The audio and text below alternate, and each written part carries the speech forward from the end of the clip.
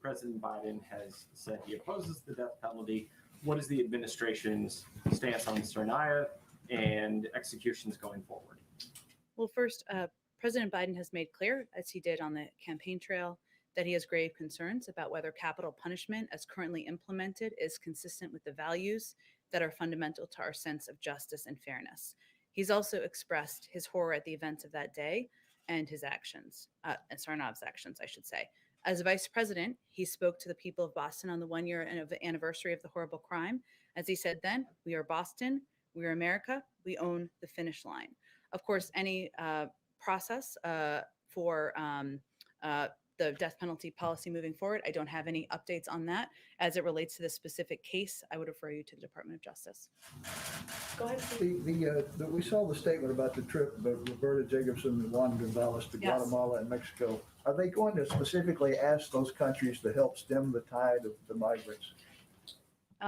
Absolutely part of our objective, as Roberta Jacobson conveyed, Ambassador Jacobson, when she was in here just a few weeks ago, was that we need to work in partnership with these countries to address the root causes in their countries, to convey clearly and systematically that this is not the time to travel. If I may, I actually had a little bit of an update or just something I thought would be of interest to many of you, which is what some of the steps are we're taking in these countries to communicate. And a lot of this is through, of course, the State Department and embassies. And so here's a few things we're doing. And this will obviously increase over time, but just to give you a sense of our investment. The State Department continues to, we've placed an estimated 17,118 radio ads in Brazil, El Salvador, Guatemala, and Honduras since January 21st in Spanish, Portuguese, and 6 indigenous languages. These ads played on 33 radio stations, reaching an estimated 15 million individuals. The department has also worked with Facebook and Instagram on an advertising campaign that put our migration messages in the social media streams of millions of individuals who fit the profile of intending migrants. These are very targeted, of course.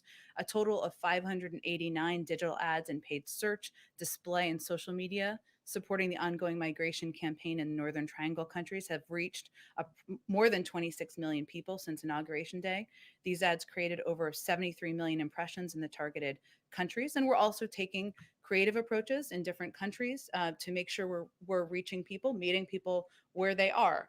In some ways, how we try to do things in the United States. So as an example, NBC San Salvador, a Skuro comic book and animated show seeks to deter irregular migration by addressing violence as a driver. Content focused on violent reduction reached 240,000 young Salvadorans in the targeted audience. The 2 animated episodes in this past year have been viewed by 3.6 million individuals. So each country is taking different approaches. Our embassies on the ground are obviously the experts working with countries, to your point, Steve, to figure out how to communicate clearly in languages that will be received by the people in these countries and communicate clearly this is not the time to come. Our borders are not open. And we will continue to pick this up in the weeks and months ahead. So, excuse me, is there any indication that this is working, that these ads and all this whole campaign you're running? Well, first, let me say it is difficult to note the people who did not come. That is never a number we will have a mark on. So this is just part of our effort to send a clear message. But there's no question that funding is needed to address the root causes in these countries. That's why the president has proposed funding in his immigration bill. That is an issue he has worked on in the past for many years, including with Republicans, of course, to try to provide funding to a number of, not directly to the governments, because we want to avoid corruption in some cases, but to organizations that can help address the root causes in these countries. So it is not the only step we're taking, but a number of you have asked very good questions about specific communications that we are doing in these countries. So I wanted to venture to provide an update. Go ahead. Now that the public is seeing some of the images, because the congressional delegation provided some photos and descriptions about what they witnessed, children who are frightened and crying, overcrowded conditions. Now that the public has seen that, is that not a crisis? And what conditions or situations, what metrics would have to be in place for the administration to call it that? Well, children presenting at our border who are fleeing violence, who are fleeing prosecution, who are fleeing terrible situations is not a crisis.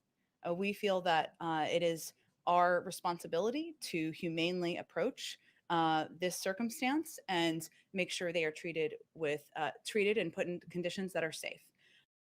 I will say that these photos show what we've long been saying, which is that these Border Patrol facilities are not places made for children.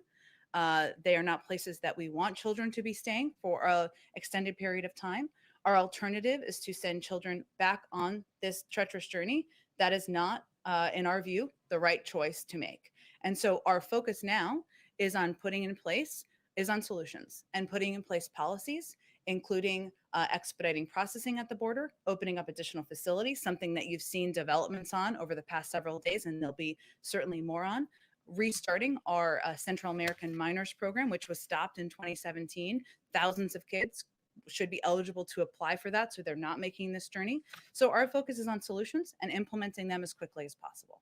The president said he is open to going to the border at some point. Do you have any sense if during this current situation he would consider it valuable to go there, see for himself the conditions, talk to people on the ground? Is that something we should expect? I don't have any trips to preview for you. I can tell you that the president is briefed regularly on the situation at the border and every step that he is pushing his team to take, that his team is taking to put in place actions, to put in place solutions that will expedite processing, get kids into shelters more quickly.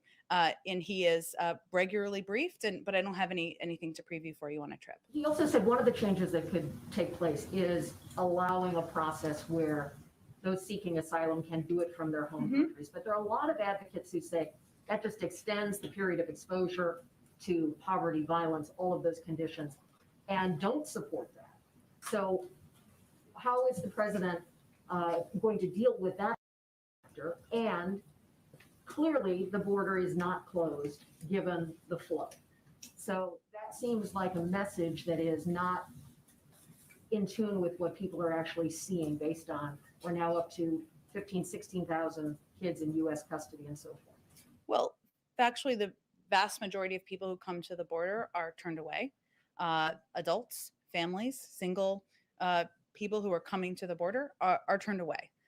So that is a message we will continue to convey through a number of the means I have outlined for you. And the president has also conveyed that directly, as has our Secretary of Homeland Security. And as was noted earlier, there's obviously a trip to the region as well. Sorry, what was your first question? Well, the president frustrated his message isn't getting through. I don't think the president sees it that way. The president, the Secretary of Homeland Security have all conveyed that there are a number of factors at play here, including the fact that a number of the people who are making this treacherous journey are fleeing circumstances that are difficult on the economic front, to hurricanes, gang violence. There are smugglers who are making their own pushes about how this is the time to come. So we understand we're working against a lot of push factors that are pushing people to come to the region, come to the border. But what we are conveying from our end is that the border is not open. The majority of people are turned away. And we are, as we're talking about children here, and with children, our focus is on expediting the processing at the border and ensuring they can get to shelters as quickly as possible. Go ahead, Peter. Thank you, Jen.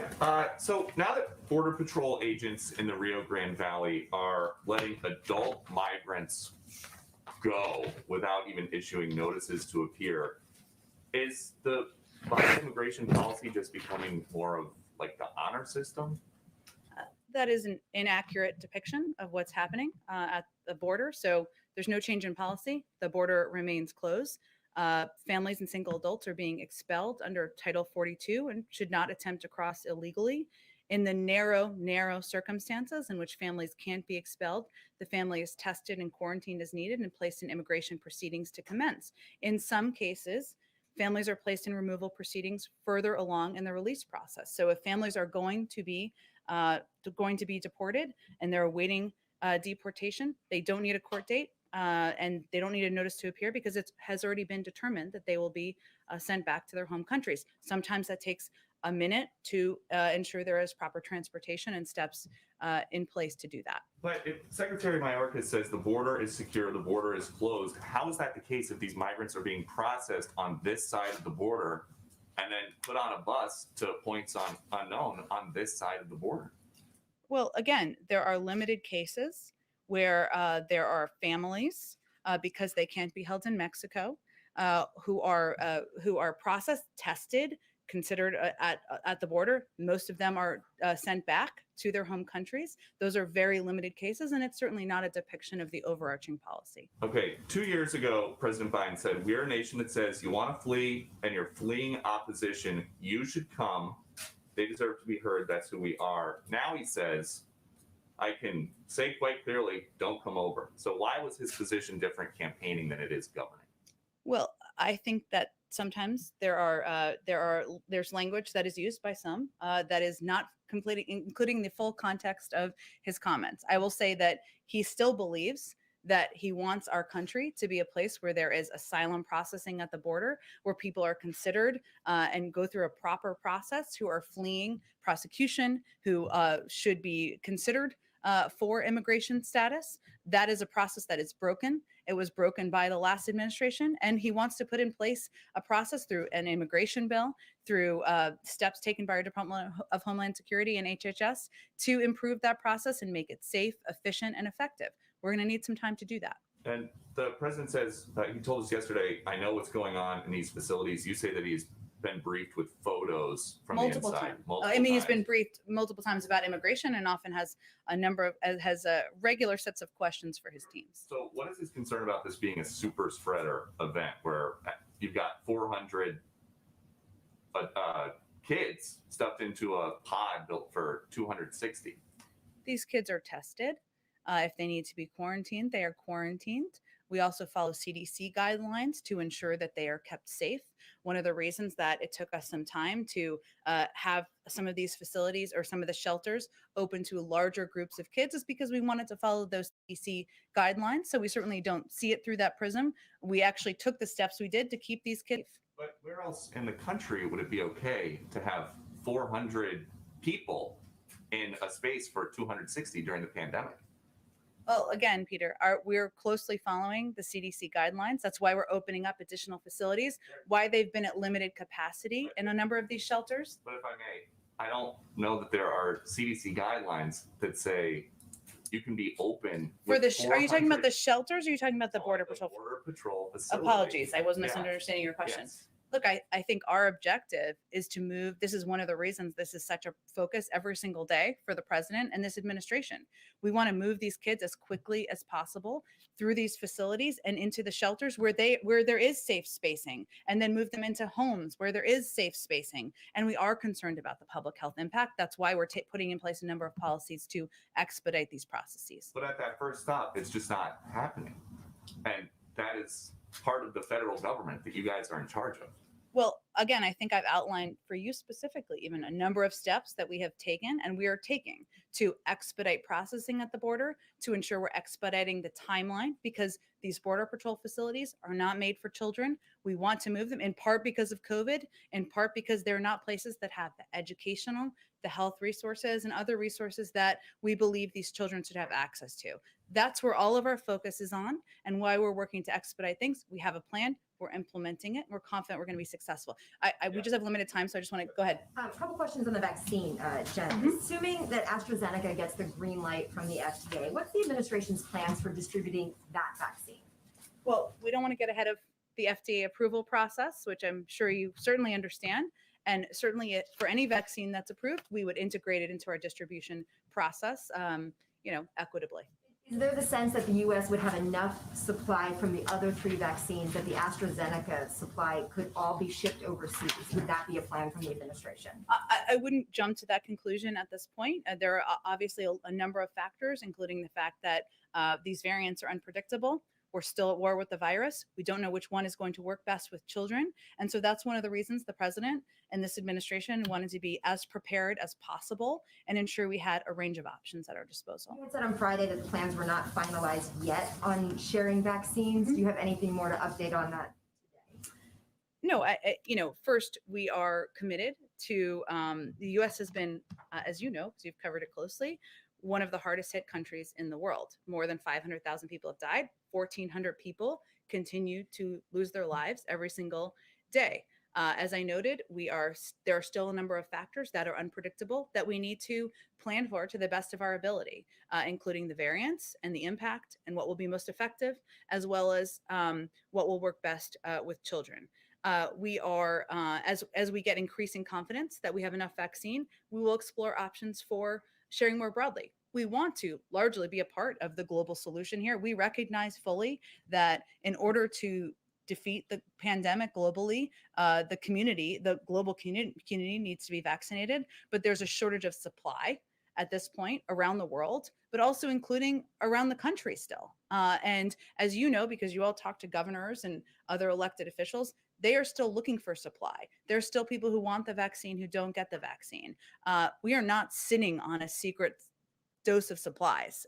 We are focused on getting these out the door as quickly as possible at this point. One more. The president on Friday seemed to suggest that he thinks you could double the goal. 100 million shots in the first 100 days already hit. And he said, we hope we can keep the pace, 2.5 million a day, maybe able to double it. Is the new goal now 200 million shots before day 100? We don't have a new goal to set. Our team is looking at that. We certainly want to put one out publicly once our health and COVID team has taken a look at what's viable. And hopefully we'll have more on that soon.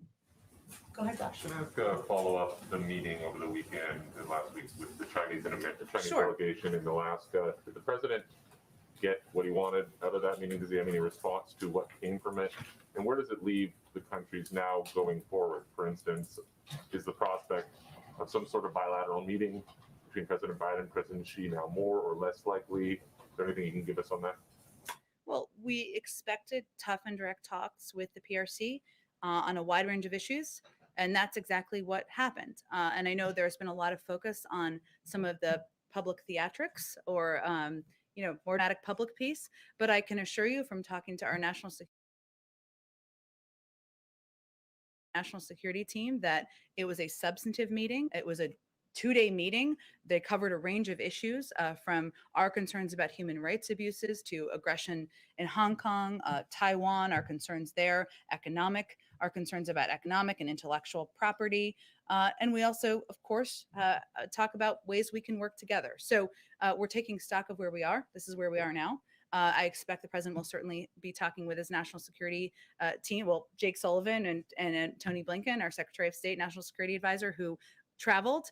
And we will have close consultation with allies and partners on the way forward. We'll continue to work with China, of course, going forward, where it's in the interest of the American people. But in terms of the next steps, Anchorage was a standalone meeting, and we don't have anything more to determine about what's next. And today, the U.S., EU, and other countries announced new sanctions on China with respect to human rights abuses.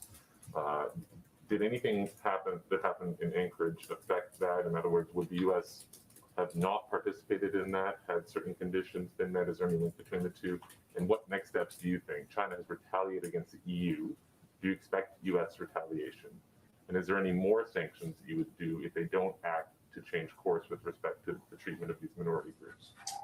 Well, on the first question, I'm not aware of any linkage or plans to pull that back. Obviously, this was a reaction to what we felt were serious human rights abuses. Obviously, the Europeans felt this as well against members of Xinjiang's ethnic and religious minority groups. And no meeting would change our concerns related to that. And we took action, as you noted, in unity with the United Kingdom, Canada, and the European Union, who also acted against human rights abusers in connection with these atrocities. This demonstrates our ongoing commitment to work multilaterally to advance respect for human rights. And we continue to have grave concerns about China's crimes against humanity and genocide on Uyghurs in Xinjiang. But I don't have anything to predict for you on future sanctions. Obviously, this is an issue that was raised in this meeting last week and was an issue that was raised by the president in his conversation with President Xi just a few weeks ago. What will the U.S. do, if anything, if China doesn't change its approach? Is this sort of a one-stop sanction, or down the road will this be revisited and are further sanctions possible? I mean, they've given no indication that they would change approach. In fact, they have more or less doubled down that they're doing nothing wrong with respect to these minority groups. Well, clearly sanctions are meant to deter behavior, but I'm not going to rule in or rule out any actions when we're at not even day 60. What day are we at? 62? I'm not even sure. Of the administration, I can assure you that obviously this is, again, we will be evaluating what the appropriate next steps are in close coordination with our partners and allies around the world. And as Secretary of State noted in his comments after this meeting, we are certain that the Chinese are noting that we are working much more closely with our allies and partners than had happened over the last 4 years, that we are focused on taking steps to invest in and improve our economic competition here at home. Those are all steps we're certain they're taking note of. Sorry, very briefly, Go on ahead. the Guatemala trip, the president's proposal for $4 billion in aid for the Northern Triangle has made allusions to conditions that might be placed on it, reforms, anti-corruption effort, that sort of thing. Is this something that Ambassador Jacobson will raise at all? In other words, are you going to be seeking changes in exchange for any funding, aid funding that might go to the region during this trip? Will you specify any particular asks in that regard? That's a great question. I will also note that there's also a part of the trip, a delegation as our new special envoy for the Northern Triangle, who I'm certain will be playing a prominent role in leading these efforts and negotiations moving forward. Obviously, addressing issues like corruption, violence in the region and in these countries is something that is often raised with the government because we need to work through this funding mechanism through the immigration proposal with our own Congress. I don't have anything to kind of detail for you in terms of what those conversations will look like, but I'm sure when they come back, we will do a robust readout of their conversations. Thank you. Go ahead. Yes, thank you. Why hasn't the administration sought a supplemental funding to send resources to the border to help the migrant children, the unaccompanied minors? Is that something that's in the offing? Well, I know Secretary Mayorkas has spoken to this exact question, which is a great one. And what he has conveyed is that the funding is not the root issue here, that there are larger issues or issues that we have been focused on working through, including processing, identifying additional facilities that we think will help address the challenges we're seeing at the border. On vaccine distribution, I know that there are these two bilateral deals with Mexico and Canada. Mm-hmm. I know that you aren't ready to talk about lots of vaccine sharing around the globe, but is the administration planning to emphasize bilateral agreements on vaccine sharing globally, or are you expecting to ultimately put doses into COVAX? We, of course, remain committed to working through COVAX. We provided the most funding to COVAX of any country in the world with $4 billion. Mexico and Canada, as you all know, are our neighbors. And so there is a great deal of traffic that can go back and forth between these countries. So it made sense in those scenarios to do bilateral lending agreements, for lack of a better phrasing. But in terms of future, I expect it will be a combination, but certainly we will continue to be a contributing supportive member of COVAX. Just one follow-up on the Tsarnaev question and Boston bombing. Will the president, we're trying to understand why the Department of Justice continued to move forward with this appeal if President Biden's position is that he has grave concerns about the death penalty. And has President Biden or will President Biden talk to the Attorney General about this case, possibly DOJ consider changing its appeal? I don't have anything to preview for you on that front. The president also believes that the Department of Justice is an independent institution. And of course, there are times where it is appropriate to have conversations, but I don't have any conversations to preview for you with the Attorney General. Thanks. Go ahead. As has previously been discussed, there are some families who are being released from facilities into the United States. They're not being given court dates or paperwork about how to complete the legal process. How is the administration going to ensure that they can follow that legal process that can be tracked down to make sure that they show up in court or apply for asylum? Are you talking about the limited families who are already in removal proceedings, or who it's already been determined that they are going to be sent back to their countries, or which? There are very, very limited numbers of families, very limited, who are tested. They are, but I'm not sure which families you're talking about. So maybe tell me a little bit. What numbers are we talking about here? It's a great question. I would just point you to CBP and DHS for the specific numbers. They release that data and they have it more at hand. I mean, more so when there's certain capacity at some of these facilities on the border that they're being released and not being given paperwork of when to, show up. And the migrants who have spoken to our reporters on the border are confused about how to push forward their asylum claims and how to, pursue staying somehow. I'm not familiar with the exact case. I mean, I'm not sure if this is one case, 5 cases. I'd be happy to connect you with the officials there who can go deeper dive on it with you. Okay, go ahead. So it's been a year since the U.S.-Mexico border and the U.S.-Canada border has been closed. Are there any plans in reissuing guidelines, especially with the vaccine distribution and partnerships we have with both Canada and Mexico? I don't have anything to preview for you. It's constantly, of course, reevaluated. We look at it through the prism of COVID and safety and obviously diplomatic relationships too, but I don't have anything to predict for you on that front. Go ahead. Oh, go ahead. Alex, go ahead. Thank you. Sorry. I was sort of amorphously pointing. Will Secretary Austin brief the president on his trip? And secondly, the Taliban has threatened the U.S. Unspecifically about some sort of action if the U.S. does not meet the May 1st deadline. So what is the president's plan for that? The secretary sees the president on several times a week as a part of the PDB. Obviously, we don't preview what topics are discussed, but I'm certain he will discuss his trip with him, given he was in Afghanistan just over the weekend. In terms of the May 1st timeline, the president spoke to this during his interview last week with ABC, where he conveyed it would be tough, but there are ongoing policy discussions and decisions right now, and I don't have anything to preview for you on that front. What is the president's message tonight for Senate Democrats? Is he going to get into his thoughts on the filibuster, for example?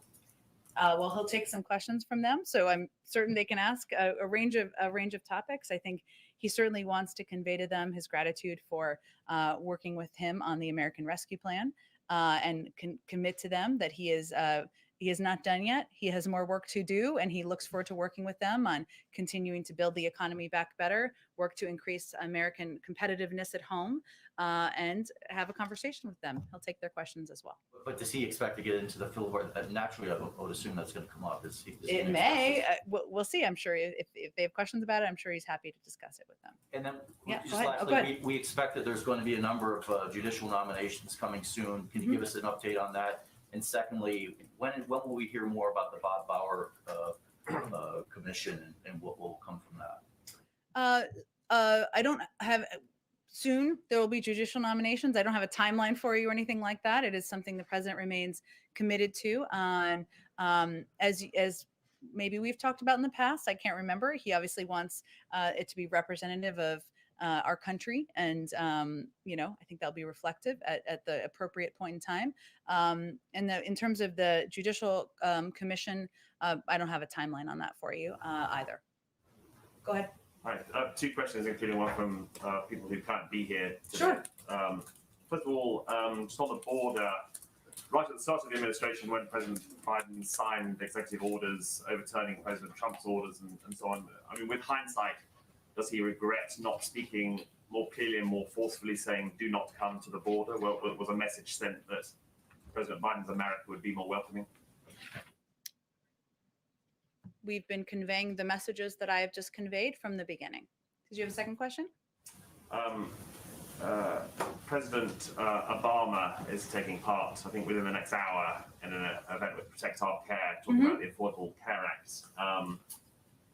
Has he? The question is, has he visited the White House yet, or indeed, are there any? Do you know how often he has spoken to President Biden, and are there any plans for him to take part in advocacy at administration events going forward? Well, I will say, having a unique view of this question, they were not just president and vice president. They are friends, and they consult and talk about a range of issues. I would expect that continues through the course of President Biden's presidency.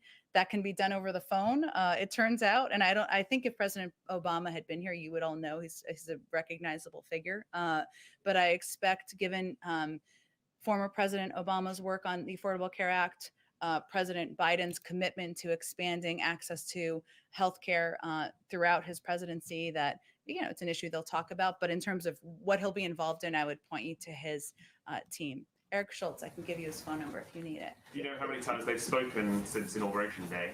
I don't have an exact number for you. They keep in regular touch, and our teams are in regular touch about a range of issues. Go ahead in the back. Thanks, Jen. First off, before I get into my other questions, just checking on the president. He fell going up the steps to Air Force One on Friday. Is he doing okay? He's 100% fine. I don't know if you've been up those steps. They're a little tricky sometimes, but he's I've not on Air doing Force great. One. I've not been up those. Then did he see a doctor? Did he have to see a doctor over it? I'm not aware of that being required. There's, of course, a doctor who travels with the president, any president of the United States, but I'm not aware of it needing actual extensive medical attention. Okay, great. And then on the border, of course. Was it no? Well, I'm not trying to be. There's a doctor who travels with him. He was walking around, as you all saw, by the end of the day. So I'm just trying to be completely transparent. He's absolutely fine, as he was on Friday. Was this weekend? He spent the weekend at Camp David. He's good. Go ahead. Okay. On the border, you said a few times today that the majority of migrant families are turned away. DHS said last month that number was 42%. That's down significantly from, say, last October when it was over 90%. So what's your threshold for the majority? The majority of people, families, everybody who comes to the border, if you look at those overarching numbers, is turned away.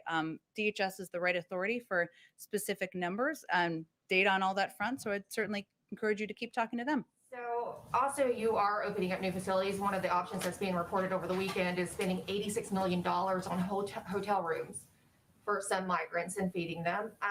How do you square that with the National Guard troops who were sleeping in parking garages and, some of them got sick from having contaminated food? That's a disparity a lot of people are pointing out, that our National Guard was treated one way and then illegal immigrants are going to be put in hotel rooms. Well, first, let me say that at the time when we became aware of the conditions, National Guard troops were in parking garages, as you noted. The president called the head of the National Guard that day and offered his assistance, offered to play any role that he could play, boosting morale, asking for more aid, making sure they had the right, were treated in the way that they deserved for the incredible role they've played.